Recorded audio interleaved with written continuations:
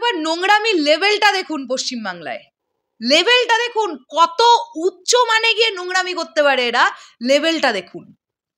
খাদানের মতন একটা এত বড় বাজেটের ফিল্ম, সেই সিনেমাটার এখনো অ্যাডভান্স বুকিং শুরু হচ্ছে না।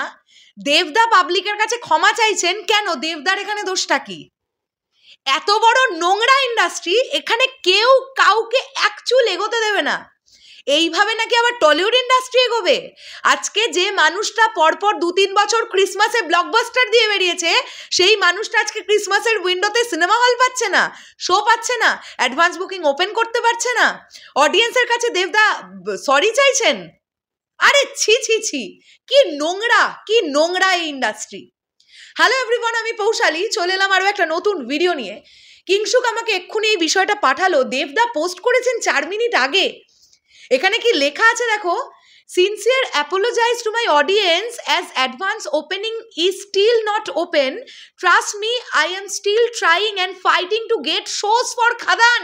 মানে খাদানের শো পাওয়ার জন্য ফাইট করতে হচ্ছে দেবদাকে। কেন ফাইট করতে হবে? কেন পশ্চিমবাংলার বক্স অফিস কিংকে ফাইট করতে হবে তার সিনেমার শো পাওয়ার জন্য? তারপরে কি লিখছে দেখো, and open the advance but Khadaan is not getting show still due to other language film distribution here in Bengal, really sorry, please be patient, I will not stop trying. মানে অন্যান্য সিনেমাগুলো, যে ল্যাঙ্গুয়েজের সিনেমাগুলো চলছে তাদের জন্য এই ডিস্ট্রিবিউশন কোম্পানিগুলোর জন্য খাদান শো পাচ্ছে না বাংলায়।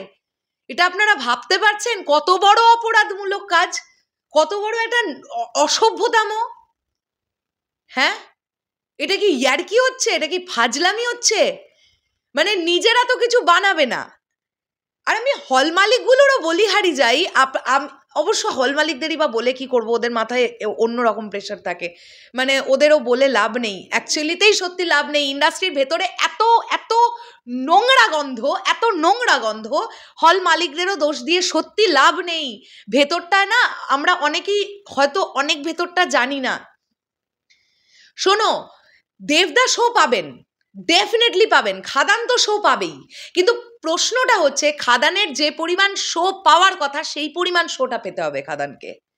মানে এমন নয় যে আমি মুখ দেখাতে জাস্ট কলকাতার নিরিখে 10টা থেকে 15টা সিনেমা হলে চালিয়ে দিলাম, আর এদিকে ওই ধারে কাছে গিয়ে দুটো তিনটে করে হলে চালিয়ে দিলাম, এরকম নয়। খাদানের পোটেনশিয়াল আছে, খাদানের প্রত্যেকটা কন্টেন্ট দর্শক ভালোবেসেছে, খাদান অডিয়েন্স দেখতে চাইছে, বুক মাই শোয়ের ইন্টারেস্টেড তার প্রমাণ।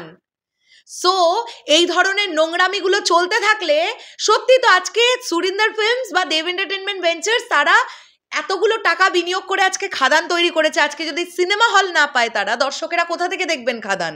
এই দায়ভারটা নেবে কে?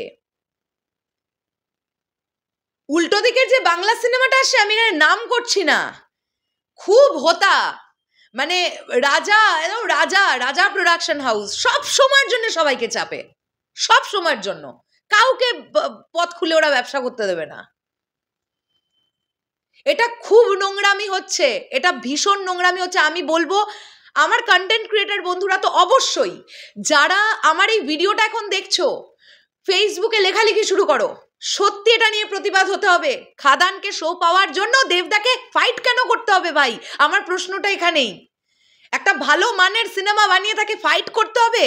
যে লোকটা বছরে ক্রিসমাসের উইন্ডোতে একের পর এক ব্লকবাস্টার দিয়ে যাচ্ছে, সেই ক্রিসমাসের উইন্ডোতে তাকে ফাইট করতে হচ্ছে? আমি মানছি পুষ্পা 2 চলছে, আমি মানছি হিন্দি সিনেমা আসবে, আমি সব মেনে নিলাম, চলো সব মেনে নিলাম। পশ্চিমবাংলায় দাঁড়িয়ে বাংলা সিনেমা শো পাবে না, এটা কি ইয়ার্কি মারার, মানে মজা মারার গল্প হচ্ছে নাকি? ছি, ধিক্কার জানাতে ইচ্ছে করে। ধীরে ধীরে না টলিউড ইন্ডাস্ট্রি উঠে যাবে, আর কোনো প্রযোজক না নতুন করে বিনিয়োগ করবে না এই নোংরামিগুলোর জন্য।